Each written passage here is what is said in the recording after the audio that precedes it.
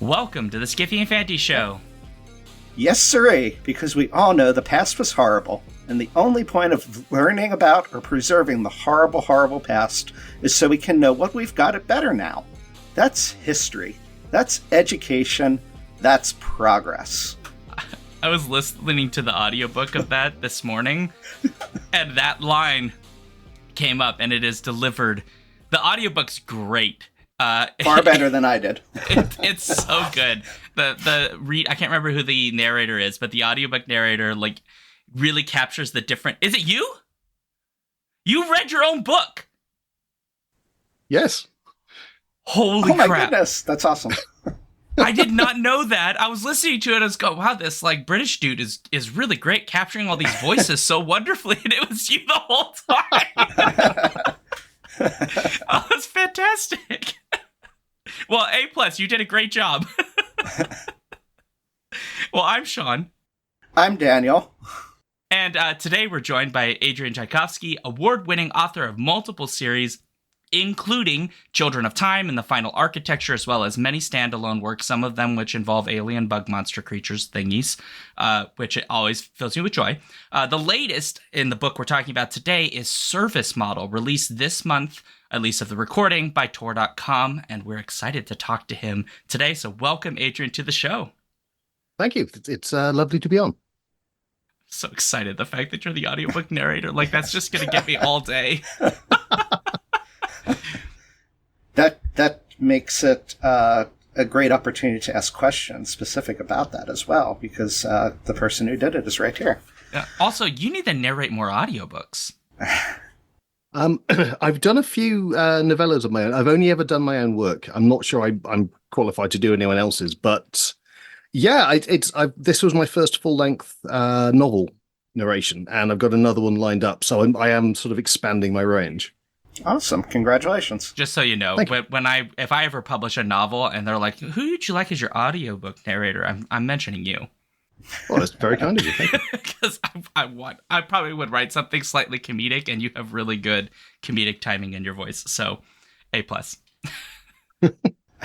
Okay, before we get into any more discussion, a reminder to our listeners, please share your questions and comments with us about our show at skiffyandfanty.com/listener suggestions. They could get discussed right here on future shows. And if you aren't already, please join us on Twitch for Shaun's Alphabet streams. Fridays, last one will be at 6:30 p.m. Central, but starting in July, they're going to be at 7 p.m. Central to be part of our interactive live streaming format. Also, be sure to join our Patreon to be part of our special Patreon-only events on Discord, and that only takes $1 a month. And obviously, you get lots of stuff with that. We do an exclusive podcast on there. You can vote in the Torture Cinema poll, all of that good stuff. You get to talk to us in our Discord, which is probably terrifying for some people. So, and just as a reminder, this is a fan-based show, and none of us are rich. So it does help. Just to pay for hosting and stuff. Just saying. Right. And also, what also helps a lot is if you can tell folks about the show and review us on iTunes, Podchaser, GoodPods, whatever you happen to use. That word of mouth is really a big deal for fan-run podcasts. So we appreciate it. All right. So, Adrian, you wrote this book called Service Model. And could you give us kind of a brief idea of what is this book about? So my one-line pitch for this was it's Mad Max starring C-3PO. Alternatively, for a deeper dive, it's putting the butler in Butlerian Jihad. So it's the end of the world. Society is collapsing. Charles is a robot valet who has had a long and peaceful life on a remote manor, who goes on to inexplicably murder his owner and gets, understandably, thrown out sent to be diagnosed and finds out that the entirety of the civilization he is nominally a part of is falling apart. And all that is left is a lot of very earnest robots desperately trying to do the very limited task that they were programmed for. And hilarity and indeed tragedy ensues. I think that's fairly accurate. Yeah, I mean, you wrote the book. Of course it's accurate, you know. So I'm kind of curious, and I know that Daniel has written this question down, but it was the same question I think we both want to ask, which is, where did this story come from? Because I think for me, I was thinking, you know, we don't normally get stories from the perspective of, you know, a service robot whose sentience is perhaps not as clear. Usually, like, if we get that perspective, like, they're basically just a human. They just happen to have a robot body. But this is a robot that is developing throughout the story and kind of begins essentially in a service robot role in very firm fashion. So I'm kind of curious, where did the genesis of this come from? So I am reasonably well known for writing stories with non-human protagonists and non-human points of view. That's very much where I kind of made my name in the genre. And so I kind of felt, well, I've got to do a robot book at some point. I've got to actually have, you know, given that that's such a huge part of the sort of the genre DNA. But in particular, there is a single scene in, I think it's the restaurant at the end of the universe, that really prompted this book. So Zaphod is on a completely barren wasteland world where a civilization has completely collapsed. He finds a working spaceship. It's full of people in suspended animation, and the spaceship is waiting for a consignment of lemon-scented paper napkins before it can take off. And there is a conversation between the ship and Zaphod where he says, look, you know, the world has ended. There aren't any lemon-scented paper napkins out there. And the ship replies, well, at some point there will be a new civilization, and it's quite possible that they will develop their own lemon-scented paper napkins, and then we can take off. And it's that combination of utterly comprehensible logic leading to this completely obstinate and nonsensical result that I'm very much trying to channel throughout this book in all the different interactions. Well, in Charles himself, honestly, and then in all the other robots he runs into, who are all also just trying to do their best in a situation where their best just doesn't make any sense whatsoever. Were you also trying to channel Douglas Adams sort of humor through this, or is it something that already kind of just came naturally to you too? I mean, this is the closest to Adams I'm ever going to get, I think, is the answer to that. I wouldn't ever claim to say that I can do Douglas Adams because I don't think anyone other than Douglas Adams could. But I think that this is by far my best strike in that particular direction. But the humor it's interesting to raise the humor question because, you know, I think you're always going to get those comparisons, like there's Pratchett and there's Douglas Adams and there's a variety of, you know, classic genre fiction authors that do a sort of comedic mode. And there is comedy throughout this it's almost like tragicomedy to some degree, I would say. But it has your own like flavor of comedy in it. There's a Tchaikovsky strangeness to the humor that I think is very unique and is in some of your other work, even when you're being much more serious in some of the other work. And I'm kind of curious, for you, how do you talk about like where your comedic styling like developed or came from? Like, what was it, Adams that influenced you, or was it like you just woke up one day and were talking to an insect and like it gave you your sense of humor? Like, I mean, I think there are the like the comic greats. There's Adams and there's Pratchett, and there's a lot of British sort of sitcom stuff in there. So Blackadder and that kind of thing. Right. That particular sort of dry delivery I'm very fond of.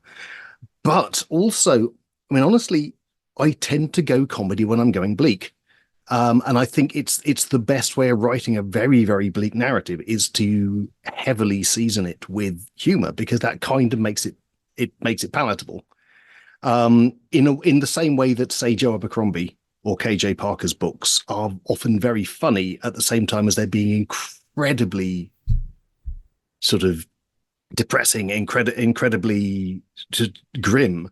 But there's always a joke, and I always feel that a lot of the the grimdark writers that follow on from them and don't get that, and they just sort of pile on the misery without anything leavening it, that tends just to lead to a very downbeat narrative that doesn't really give the reader anything. You've got to give a bit of depth by pulling back a little from that sort of everything is so horrible. And yeah, in the world that Charles discovered outside the gates of his manor, everything is so horrible. So the best way of dealing with that is to make it all so funny.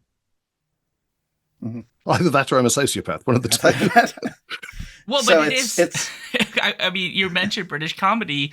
My brother watches a lot more stuff coming out of Britain than I do, but I do enjoy a lot, frankly, more British comedy stylings than I do American. And like, I'm thinking about, like, I don't want to get to the politics, but like Brexit, complicated mess, blah, blah, blah, right? But like, when you look at all the comedians in Britain, like, it is biting social commentary with lots and lots of like, they're laughing at themselves. Even some of the best British comics, like have been implicated in like tax fraud schemes and so on, and they'll just take a ribbing in public, just getting ripped to shreds with all sorts of different comedic stylings. Like, even they get Germans in there to make jokes. So I feel like there is something about British comedy, like, in that can like handle when things are just grim in a way that sometimes American comedy doesn't know how to handle. I mean, not like in a universal sense, but I don't know what it is. I don't know if it's just because you're on an island that is like stereotyped as having very dreary weather, and so everything seems dreary, or I don't know where it comes from, but you guys have got it. It's interesting you mentioned Blackadder, because there are a few times in reading this that made me think of that in particular. And when you were giving the summary of the plot, the first moment was the sort of death of the manor owner of Charles while shaving. And I thought of, in Blackadder, there's the political episode. Accidentally, tragically cut his own head off while shaving. While shaving, yes, exactly. I'm sure that immediately came to mind while reading it. That must have been in my head, honestly, writing that. Yes. So one question is, do you have a copy of the American edition on hand? I mean, that you're able to... Okay. Well, I could read, if you don't mind, I was going to read a brief quote from it that I'd marked down in terms of the humor that particularly struck me. To be the boss of an office at the project is to be responsible for creating a historically authentic atmosphere for all the other workers. It is absolutely vital that appropriate levels of intrusive micromanagement, divisive paranoia, bullying, and the threat of arbitrary punishments are maintained, so that we can truly recreate the folkways of the past. Also, a propensity for calling meetings at regular and indeed irregular intervals. And so when I read that the first time, I sort of went through all like the emotional roller coaster of laughing, then thinking, oh my God, how spot on accurate that is. And then this wave of depression came over me of feeling, oh my God, this really is what our lives are like. And then laughing again. And so that is one that I highlighted that I think kind of, for me, summarized the thoughts that Shaun was expressing as well. Is that yes, office like over there too? Is that what it's like over there? Yes, and I did my time in an office before I was finally able to go full time on the writing. And you get better or worse offices, but there have been offices I've worked at which were not sort of pleasant or nurturing working environments. You could say these are not pleasurable working environments for the robots either. No. Oh, well, but I mean, Charles would be the first to say that pleasure is not a thing he's designed for. That is fair. Yeah. Okay, so we got to talk robots here. Science fiction is full of examples of like servant robots whose primary purpose is serving some human need. And one of the things I thought was very interesting throughout this work was the way that it very much begins from Charles's beginning is to go from just pure programming to like manipulating the like syntax of the programming to like, if you get what I mean, where he's like finding ways to make the like reinterpret the lines so that they allow him to do things that the programming technically isn't designed for, but if you just reinterpret it the right way, it works. And I wondered if, to some degree, this was you trying to tackle, like, the idea that, like, this, like, terror idea, like, AI will become sentient, or, like, robots will become sentient, but in a rather comedic and kind of almost logical way, in the way that the robots do it, of, like, getting to a point where they're making their own decisions. And that's kind of how they get there, is by like reinterpreting the rules as they go. So, I mean, yeah, robot sentience is I mean, it's very much in the news, mostly because of the utter lack of sentience that all of the things alleged to be artificial intelligent actually have, which I think is coming out more and more obviously. It was, I mean, this is the core of the challenge I set myself with the book, really. It's just, so rather than having, let's say, the Star Wars version, or, the actual C-3PO, where C-3PO is basically a person. He has feelings, he has thoughts, he is fully sentient, except that he's owned and can be destroyed and has zero rights, which remains one of the great unexamined things in that setting. But Charles would absolutely insist that he wasn't sentient, and having a protagonist who is the main point of view protagonist throughout an entire novel, and who has to do all of the things the protagonist does, and yet at the same time it's got to make sense from the point of view of him being a robot, a very complex human-facing robot. So, absolutely top of the line and very able to try and pursue his goals in unexpected circumstances. But still, that at all times he's kind of got to be pursuing his goals. And then all of the other robots are doing the same. And then maybe they're not. And it's very much up to the user, good Lord, to the reader, to kind of spot when the robots may or may not be going beyond just being automata, because they're all very complicated and because we're very bad at picking things that are pretending to be human out from regular humans. I mean, we've seen recently that the Turing test isn't actually terribly good, because especially, you make a thing that is interacting in a human way, we immediately leap on it. I mean, traditionally, historically, we'll personify anything. We'll personify the weather, we'll personify places, we'll personify rocks. We will absolutely think of pretty much anything as if it is a person at the drop of a hat. So having a thing that is actively able to talk to us in a human-like manner, it's no surprise that people assume there is everything human going on behind that kind of facade. And so the question is, in this book, how much is going on with any individual robot, because there's quite a range of different levels of complexity going on, and different sort of functions of robot that we meet. Well, that makes me think that to some degree the reader might have to resist. Like, there's this point in the story where you mention that, like, having the protagonist, is it protagonist virus or protagonist? Virus. Yeah. Mm-hmm. And I thought that was, maybe we may come back to that, but to some degree, like, the reader might have to resist the default reaction of, because the robot's the protagonist, our inclination is to treat them as human-ish, humanoid, human-like, a thinking agent similar-ish to us.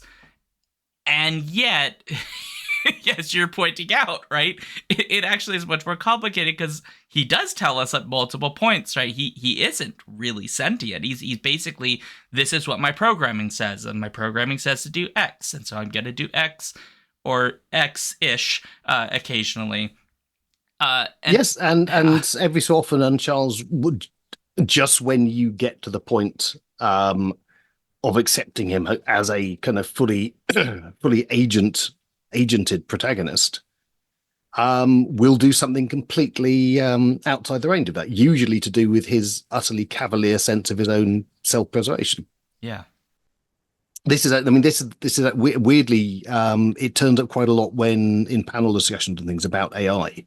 A lot of people start with the assumption that an artificial intelligence would have an inbuilt desire to preserve itself, which I don't think would be the case. I mean, that's the Skynet thing. That's the thing. Oh, well, if you try and turn it off, you've declared war on the robots. But we have an inbuilt desire for self-preservation from 500 million years of evolution, meaning that the things that didn't have a need for self-preservation didn't go on to have offspring. Now, that isn't going to be the case with any kind of artificially created system. It'll only have a sense of self-preservation if we tell it to have one. And if we tell it to stop having one, it'll stop caring about it again. And so there are many situations wherein Charles can understand that he's about to be destroyed or whatever, and actually doesn't mind because it seems to be filling a function at the time. Mm-hmm. You know, the example when he's being turned into like a data bank, they're going to turn him into a data bank, and the wonk is there being like, "You gotta run, get out while you still can." He's like, "But this makes sense." Like, what do you mean? Like, it's a function. It does it. I'm going to be doing the function, and it's, I suppose, only when he questions how, like, he starts to do the math. Basically, he starts to go, "Well, wait a minute. This function is not. This is only temporary. So, like, what's its long-term purpose?" That only then does it start to matter to him. Yeah, I mean, I'm sure that if you go through with a fine-tooth comb, there are various points where that chain of logic doesn't quite hang together as much as it maybe should, and that may be Charles being more sentient than he should be, or it may be me not quite being as careful as a writer. But well, it does raise an interesting concern. All of what you were saying, which is, you know, you mentioned, right, like if AIs can have self-preservation, you know, the most likely way it gets that is we put it in it. We give it that self-preservation motivation. But the only reason we would do that, or I mean, other than for funsies, just to see if we could, would be if that is for us a prerequisite of what constitutes sentient life. And I don't think that's true. I think we would do it because we do it. No. I mean, self-preservation is the third of the three laws of robotics in Asimov, and it's not there because we think they're sentient. It's there because they are valuable property. So if you have a robot which is in a dangerous work environment, or is a military robot or something like that, you would probably give it self-preservation at some point, and you would, honestly, Asimov thought through those rules pretty solidly. So a military robot probably wouldn't be bothered about not letting humans come to harm. But it would probably have, first off, obey orders, second off, don't let yourself get destroyed. Which is obviously going to be a problem if obey orders becomes compromised, because then you've got a robot that won't let you get anywhere near it. I mean, there's a reason going back all the way to RUR, where it's when you make robots soldiers, that's when the problems start. Yeah, because they can't be soldiers and follow the 3 laws of robotics. Because they would harm humans. I mean, that's like 20, 30 years before the 3 laws of robotics. Yeah. Even. But it's just it's fairly obvious that the moment you start having robots kill people for you, then you're kind of building up a problem for the future. Yeah, a huge problem. Coincidentally, we're currently having robots kill people for us, hooray! We're in that part of the robot rebellion curve. I mean, did they put like a Gatling gun on one of those little dog robots? They absolutely did. It reminds me every time of the scene for Jurassic Park where he's like, your scientists are so preoccupied with whether they could, they didn't think about whether they should. Like, yeah, we put it on there. Isn't it cool? And it's like, but if it becomes autonomous, you give it the ability to make decisions on its own. Are you sure it's going to make the right decisions? The other way you could get self-preservation, I could imagine coming about through artificially constructed organisms, for want of a word, would be indirectly through programming them towards just replicating themselves. Because if you create, basically the requirements for evolution are that you have some code, DNA in our case, that gets inherited. And so if you have a system of reproducing yourself, and that can be inherited, and that you then have the ability to change the code in some way And if you have the ability to, that not everything is going to reproduce equally or be successful at it, you're going to get evolution. You're going to get that drive to survive within that artificially constructed thing, even if you might not explicitly program it in. Yeah, it depends. If you have an imperfect copying sequence at some point so that you can effectively get mutations in, so that you get ones that will reproduce better than others, at that point you actually do have full-on evolution going. Right. And it will go wild very quickly, I suspect. Mm-hmm. Oh, it could be scary because they could replicate faster than us. Well, I mean, scary, but also, you know, from the point of view of you would actually be able to have an entire robot ecosystem turn up in a very, you know, if you could seed a planet with replicating robots and come back in 100 years, and you might have, you know, you'd have no control over what you got, but you could have really quite a spectacularly varied sort of set of interacting robot species. A very different kind of life. Yeah. Yeah, and I mean, I suspect there must be quite a few sci-fi books. I think Tony Valentine wrote some where that seems to be what's been going on. Well, one of the ones that comes to my mind, it's a different take on it, I guess, would be the German-Canadian production Lex. I don't know if had ever seen it, where like the hands or the arms replicate themselves and basically turn all matter in the universe to just themselves, replicating throughout. And so it kind of that kind of life, I guess. There is so much joyously bonkers stuff in Lex. Oh, there is. It isn't. It is definitely. Yeah. I remember rewatching that recently, and I was like, no wonder this wasn't on at a time that I was normally up. I definitely had stuff from when I was a kid, like, and there's no way an adult would have let me watch that show. As I was reading Service Model, though, too, I think there were points where I don't remember the particular Lex episode, but I thought there was one where they went to a planet that, of course, kind of like the humans were all, or I think in that case, completely extinct. And what was left behind was sort of just the technology still running on what that planet or that space station had done. You have like the holographic Tim Curry as the poet. I believe it may have been. Oh my god! Yeah, they may have even done it more than once, like some variation of it. But the sort of like absurdities that come about of trying to deal with this artificial intelligence or lack of intelligence, as we might describe it, was kind of a recurring theme in that series. And so this gave me vibes of that as well when I read it. There's definitely there's a bit in Lex as well where you kind of have an entire civilization getting just sort of effectively progressively annihilating itself. And so you've got fewer and fewer left, and it ends up with just these two sort of creatures with guns shooting each other, and then there's nothing left. And I think that particular sequence fed into Service Model because of that, just the inexorable logic and efficiency of a completely pointless act. Mm-hmm.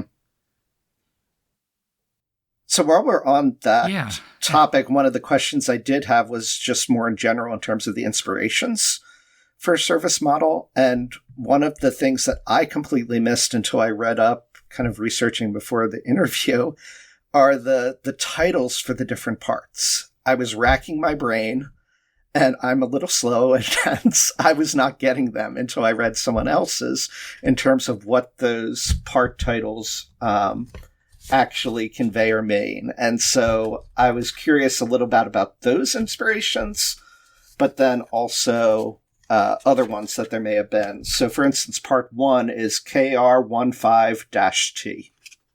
Yes. This is basically my own small joke entirely for my own amusement. I realized as I got toward the end of the first section that, wait a minute, this is basically a country house mystery, which somehow I had not picked up on while writing it. And, you know, and then obviously I play it up a bit with the detective and so forth.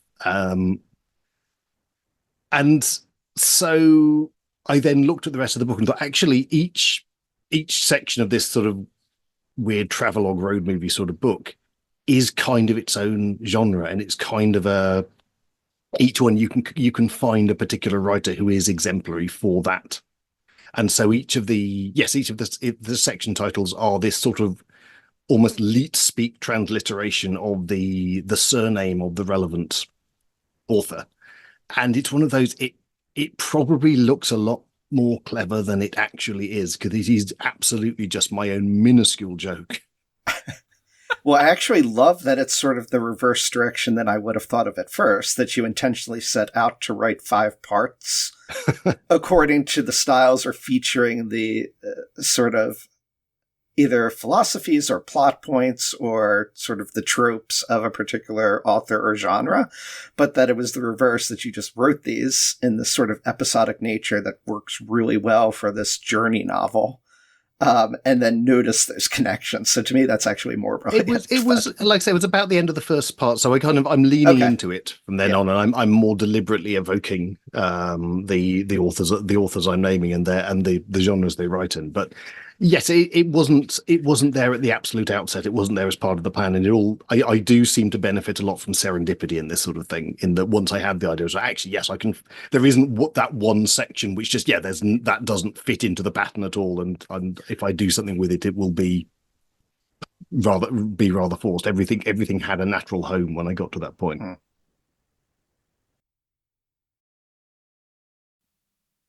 I had a question and then it just left my brain. Well, so I guess no, go ahead, Dave. Please jump in. Yeah. While I to give Shaun a chance, kind of following up on that. One of the questions I did have is, I know that in general you are I understand you are a planner in terms of writing. You sort of map everything out. I was curious if this required any new kind of technique, particularly in sort of following the logic maps of Uncharles. As I read it, I almost there were times where I kind of sat back and thought, I wonder how he's writing this. Did he map out in actual a diagram of how this would flow? A decision tree, exactly. Or did you just sit down and type it? So that had me curious. I mean, I think decision tree would have been more appropriate. I mean, as it happened, I think this fit into my normal kind of planning routine, which is just a sort of a chapter by chapter breakdown. I had the major points, effectively the major twists of each section of what is the mad thing the robots are doing in this particular bit, very much in my head at the start. And then, so you get the first 4 sections, which are these kind of the larger examinations of particular sort of nonsense logic. And then the 5th section has a sort of a portmanteau of several different ones. And then you get the denouement where you would get at least some answers as to what on earth is going on. But it worked. I tend to do a very linear plan. I do chapter by chapter, beat by beat, and it fit very nicely into that. And that is, so I don't think it's particularly different to most of my work, except I'm currently trying to mix it up a bit with my current fantasy series, in that I'm not planning that at all. I'm just, I'm creating the world and the characters, and then I'm just essentially following characters around with a notebook and seeing what they do, given that sort of initial trajectory that the world gives them. And that seems to work very nicely for a sort of an interweaving mosaic of lives sort of novel. But yes, everything else is very much just a chapter and beat list on a page that I'm following. Okay. Interesting. So regarding the plot, I mean, you've kind of already told us this, and I was kind of curious.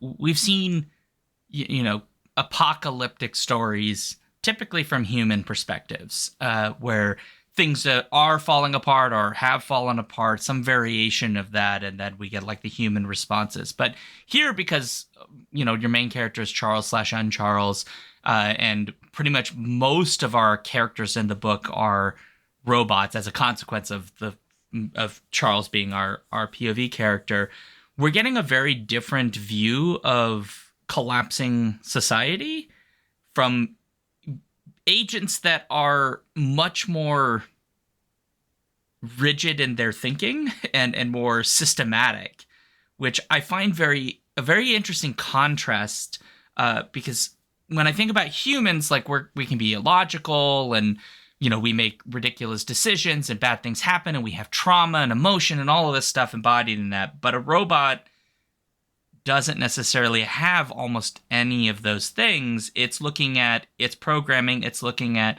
how to make that programming operate in its present conditions. And so I was kind of curious, did you kind of see yourself as doing a contrast, or did this sort of like a naturally occur because you saw that I'm going to write a robot protagonist and that is a natural consequence of how the story unfolds? So I think the big difference between robots and humans is effectively it's the moral dimension. So all of the vast majority of the characters in the book are basically, they are doing their best. They are not malign. They cannot generally, even if they are doing terrible, terrible things, they can't necessarily be blamed. There are maybe a few where I am sort of looking somewhat side-eye at precisely how they decide to go about what they are trying to do. But in general, there is what I'm going for is there is an odd purity and innocence to robots because they are just trying to do what they have been told to do. And they don't have the context to make a wider moral judgment on whether that thing needs to be done. That's generally the question that no robot is ever going to ask, is do I need to do the thing that I've been programmed to do? And it's very clear all the way through that people have not been terribly careful in how they tell robots what to do. I mean, there's one of the few human characters in the book has a constant running battle with his robots because he cannot phrase instructions properly. It goes very badly for him. Yes.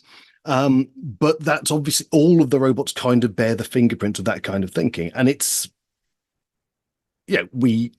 we're living in a world now where you've got artificial systems that will tell you to eat poisonous mushrooms because no one has really thought about whether you want it doing that and how it goes about that job. We've just unleashed these things in the world. So I mean, weirdly, since I wrote the book, my view on how humans set robots up to do things has only become more and more accurate in the worst possible way. But it also makes the robot characters, it gives them a particular pathos that I think human characters wouldn't have. Because a human character would have that moral perspective. They would be acting with or against what is going on. They would have a responsibility for their actions in the way that the robots don't. And so you get all of these rather lost and forlorn robots. And for me, and this may just be me being fairly misanthropic as far as relating to humans goes, but that is a whole extra layer of sort of heartstring tugging, that you get these robots who are frequently doing terrible things, but they're doing terrible things just because they are trying to do the right thing, and the right thing is what they've been told to do. Even down to character, there's a particularly appalling character called Hoppity Jack, who you meet fairly briefly in one of the sections. And I mean, Hoppity Jack's logic works perfectly well. It's just that he's been programmed very badly. There's like a layer too of like with humans, like if the human does the wrong thing based on our judgment, right? We go and we say, like, as you're kind of pointing out, like morally they've done a bad, and so they're a bad person. Like, I'm thinking like if Walking Dead was just robots instead of all the characters in Walking Dead, right? We would kind of be at this point of, well, but we can't really morally judge the robots for running around doing all of the killing because they're robots. They don't have the same moral framework as humans. They may not strictly, quote unquote, know better, right? And so there's a kind of interesting dynamic where we can simultaneously sympathize and also not like negatively judge as immoral robots in this story in a way that we can't with any human character we might encounter, which is super fun and also like probably going to twist a philosopher's brain in circles at some point. Well, one of the things that I find interesting about this is throughout, but then particularly at the end with the God robot. Mm. You have, even though the robots lack sort of moral imperatives directly, or by those terms, there are glimpses that they are capable of a morality or a system of morality sort of unto their own, based on, it's hard not to anthropomorphize words, sort of like pride of wanting to fulfill their programming and do it in the best possible way based on what is available. They strive for efficiency and success in what they have been designed to do. And what frequently happens in several of the robot characters, I thought, was that they choose to follow their programming with either malignancy or a hint, rapidly, or they wait a quarter of a second before really doing it. And so there's sort of that level where the robots are making value judgments based on who they're interacting with and what they're being asked to do, of whether they're going to do it happily or do it with sort of reticence and a low-brimming hatred of who is interacting with them. And I found that really interesting. Yes, and if challenged on that point, they would all absolutely deny that it would be possible for it to happen. And I think there's even a scene where Charles is expressly saying that this sort of thing could never happen while he himself is doing it. And is kind of aware he's doing it. But one of the other weird things is I get into logic paradoxes at one point. Okay, that's the traditional cipher. How do you shut down a robot? You give it an insoluble problem. And one of the things that kind of came about, and one of the things that it's absolutely being borne out by the current sort of ChatGPT style AI, is actually logic paradox is not a problem for an artificial system. You can tell it to completely contradictory things. It's fine with that. Logic paradoxes are a problem for people because we have that inbuilt sort of system of logic that we need to square. But robots wouldn't need cognitive dissonance. You can have a robot believing 6 impossible things before breakfast, or whatever the Alice in Wonderland quote is. God, you're really reminding me of every time I took one of my students who's a poet into ChatGPT and tried to force ChatGPT to write a poem that wasn't rhyming, because it can't. I mean, maybe a new version can, but like you would tell it that poem rhymes, give me a non-rhyming poem, and it would just give you another rhyming poem. You're like, but that one rhymes. And it's like, you're correct. Please give me one that doesn't rhyme. Here's one that doesn't rhyme, and it rhymes again. And I'm just like, my brain is going, right? Like, book and cook rhyme. You know this. But it doesn't. But at the same time, and it works in reverse. You can say, give me words that rhyme with this, and it will give you a bunch of words, and some of them will and some of them won't. And it's that utter lack of context. And again, it's this weird thing that this wasn't really kind of, I think it was in its very early stages of this current AI bubble when I was writing the book. And it's not, I mean, it's almost like the sci-fi writer's specific curse is, may the world become more like your books. Oh, it's a ridiculous place. Yeah, that's a scary thing. We're in a ridiculous place right now. Your So robots are more fun. I like yours more. They are. Better than many of the humans. Yeah, I agree. Mr. Washburn? Dr. Washburn? Whatever. Yeah. Oh, yeah. Ugh, that guy. Another thing I found interesting in here with the robots is that there's a robot dream presence of surpassing themselves, of becoming more. And that's very common for human characters, particularly in this kind of genre of dystopia, of wanting to become something better in the face of things falling apart. But here we also have some robots that in some ways are experimenting or wondering, at least, whether robots can surpass their programming. Is that something that's possible or not?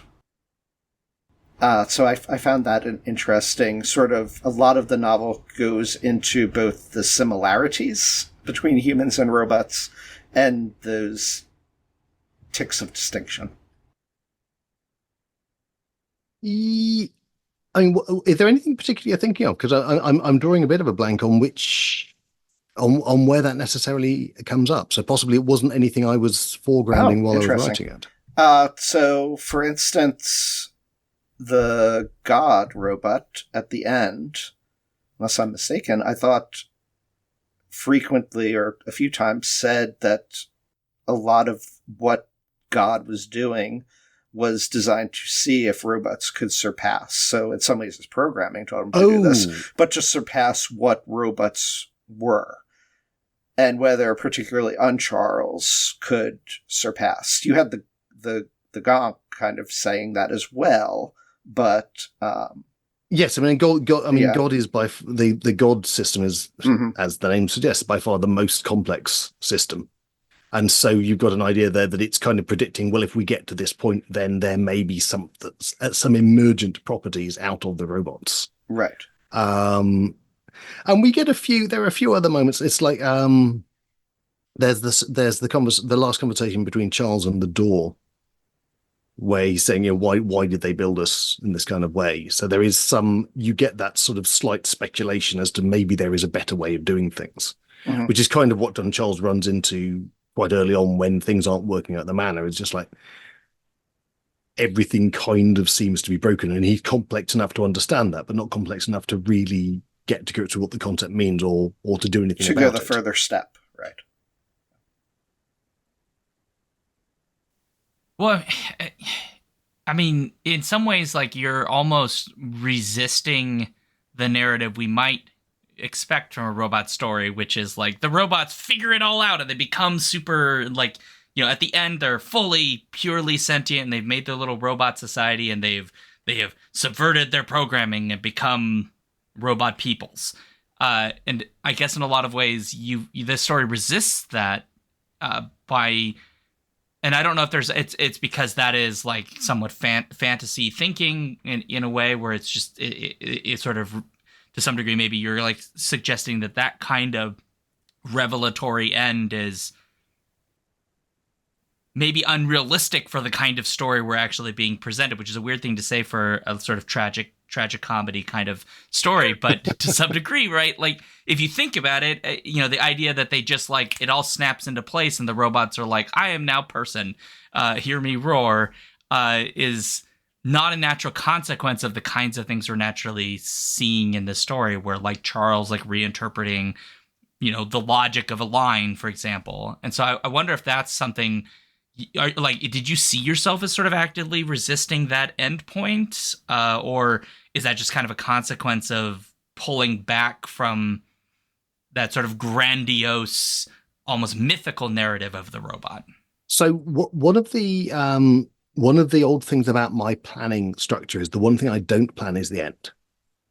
So I get to the point in the plot where kind of the players are assembled, you've got the denouement about to kick off, and then I kind of let the trajectory of the book carry me through that. So I was wondering whether we get to that point of, will we do the kind of sort of full-on emergent intelligence thing? And the more I wrote of the book, the less the book was going into that sort of place. And I think I would have needed some sort of big, fairly hand-wavy sort of plot element to turn up and to magic wand that kind of ending out of it. And I mean, I think it would have been a weaker book if it had gone that way, mostly just because it would, doing the whole, all the Pinocchios are now real boys sort of thing. All the robots are now people, is kind of beside the point. And also, the whole point of the book is, well, what is it like to be a robot when you're not a person, in the same way as I've done with yeah, with spiders and octopuses and various other things in other books. So defaulting to making them human, although you'd kind of be on a stronger logical ground to do it with robots, given that they are human made, would I think have been the cop out direction. So I'm kind of glad it didn't end up going in that way at the end. And so in the end, you do still have this sort of, it's not entirely clear how much agency and independence the robots have, although it's also patently not as simple as Charles would claim that it was. And that for me is way more interesting because I like ambiguity a bit, where the answer is not black and white, clearly distinct. And I guess this, in thinking on this particular issue, you know, I'm not opposed to having sentient robots like that have become people. Like that's perfectly fine. It's kind of fun. But also it is sometimes, I think, more interesting to sort of ground us in the reality that like making living beings is not like, it's not easy. Like, look how far away we are right now from having anything we could call a sentient living thing that wasn't grown in a womb. Like, you know? So, you know, it's one of those things, I think science fiction, I love the imagination, right? That like we imagined, we created, you know, peoples. But also like there is this like almost like imagination creep that science fiction can sometimes do, where it just like it misses all those middle parts. It just like boop, it just skips past them, and like we won't talk about that bit. Like once we had robots that were toasters, and then now they're people, and like whoop, whoop, we'll just skip past that. But sometimes that middle bit is the interesting part because that's where it's complicated, and there's going to be like some horrible philosophical arguments where people are like, is it really a person yet? And it's like, oh my God, is it? I don't know. Like, what is a person? I don't know. Yeah, the complexity and ambiguity is great here, and I love that it didn't let up in the denouement conclusion. And like the wonk in the book itself, we humans like crave simple, easy answers to explain what's going on and what situation we're in, and rarely are they, you know, a simple black or white, clear-cut answer. And so I really enjoyed that. Thank you. One of the other sort of question I had for you regarding the wonk and Uncharles' relationship is it's not surprising to see writers sort of delve into assumptions of humans, and the concept to us is clear that we have first impressions, and it's hard to change our assumptions and first impressions. What wasn't immediately obvious to me, if I would have thought about it prior, was that robots might have that same issue of suffering from difficulty in overwriting first impressions and assumptions. And so why is that? Because I don't know entirely clear on maybe why a robot would have that problem. What led you into thinking about doing that, I guess? I think it certainly made sense to me as something that robots would probably do far more than people, because it constantly reevaluating your another kind of entity's place in the world is a very human thing. It's a very inefficient thing. It's not a thing that a robot would necessarily need to do. And a robot generally lives in a world where it knows what the other robots are and what the other humans are. And once you make that kind of categorization error where something is put in the wrong box, there's no particular drive to re-examine it. There's at no point you get to the prompt of this is where you need to reassess your relationships with things, because robots under ideal circumstances would never need to do it. And like you said before, I guess they can live with contradictions, unlike us. Yes. Yeah. Right. We're so weird. Humans are weird.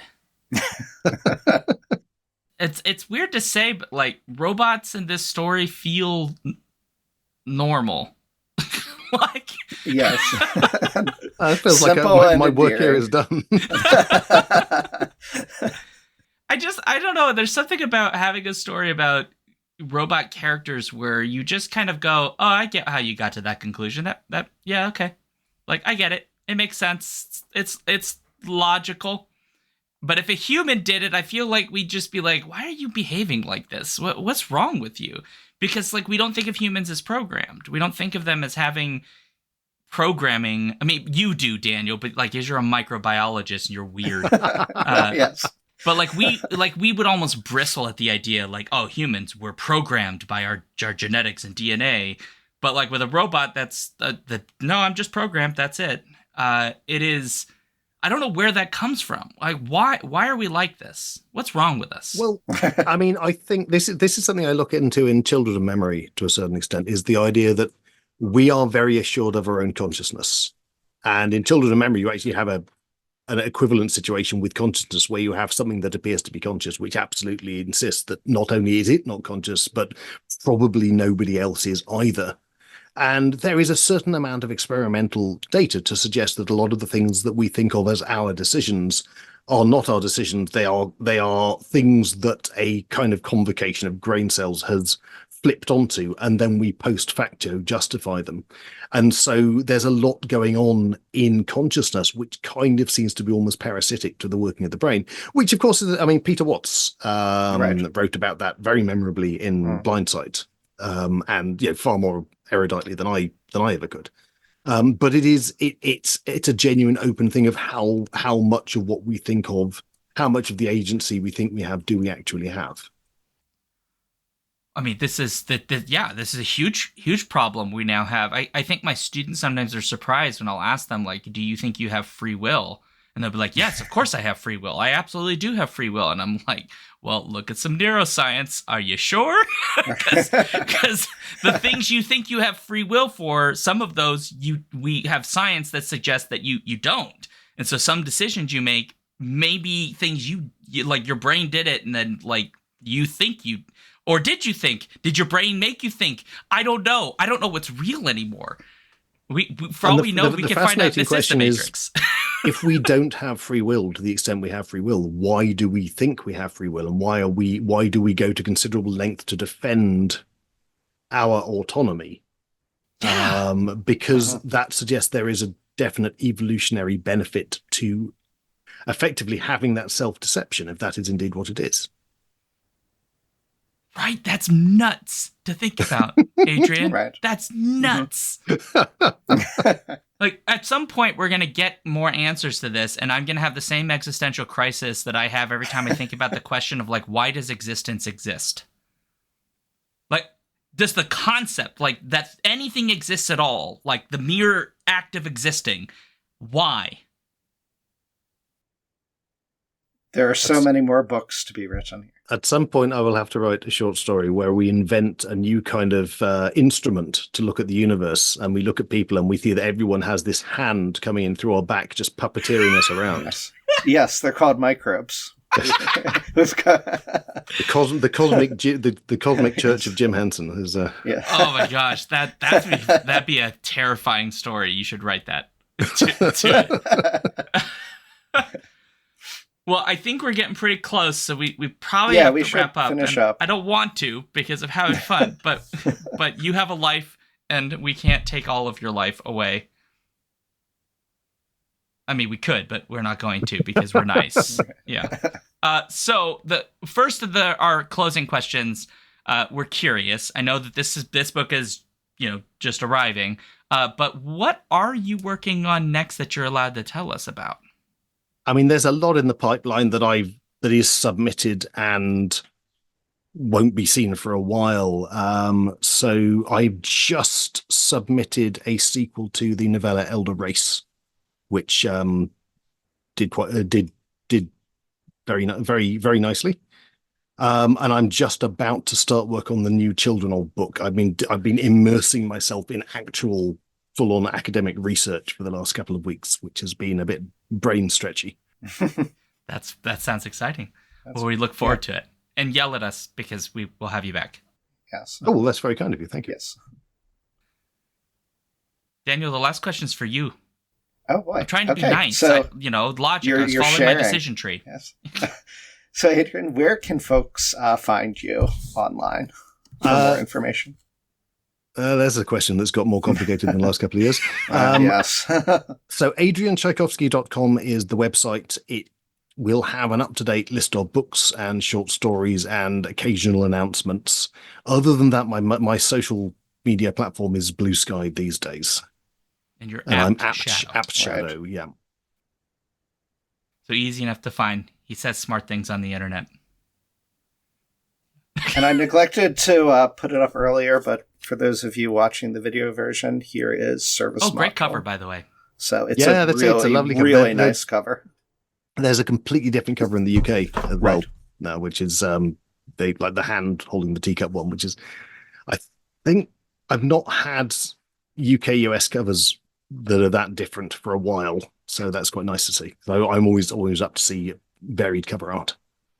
Me too. Yeah, it's kind of fun. Different approaches and stuff. Yeah, it's pretty fun.